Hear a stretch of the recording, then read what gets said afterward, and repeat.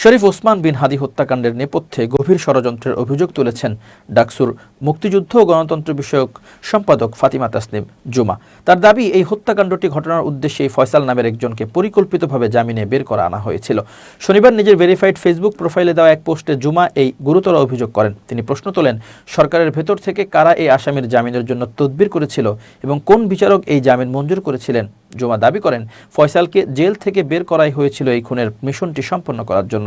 তিনি প্রশ্ন করেন, কোন আইনজীবী এবং কার সুপারিশে এই জামিন প্রক্রিয়া ত্বরান্বিত হয়েছিল।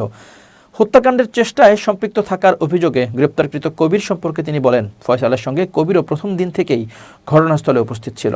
কবিরের কাছ থেকে অনেক গুরুত্বপূর্ণ তথ্য পাওয়ার সম্ভাবনা থাকলেও মামলার অগ্রগতি নিয়ে তিনি সংশয় প্রকাশ করেন। মামলায় নতুন কোনো তথ্য পাওয়া যাচ্ছে না বলে পুলিশের পক্ষ থেকে যে দাবি করা হচ্ছে তা নিয়ে প্রশ্ন তুলেছেন এই ডাকসু নেত্রী। তার মতে, ঘটনার নেপথ্যের কারিগরদের আড়াল করার চেষ্টা চলছে কিনা তা খতিয়ে দেখা দরকার। জুমা অনুসন্ধানী সাংবাদিকদের প্রতি আহ্বান জানিয়েছেন যেন তারা এই জামিনের নেপথ্যে থাকা প্রভাবশালীদের পরিচয় এবং ইনকিলাব টিভিতে ফয়সালের উপস্থিতির পেছনের মাধ্যমগুলো জাতির সামনে উন্মুক্ত করেন। উল্লেখ্য, শরীফ ওসমান বিন হাদি হত্যাকাণ্ডটি দেশ জুড়ে ব্যাপক চাঞ্চল্যের সৃষ্টি করেছে।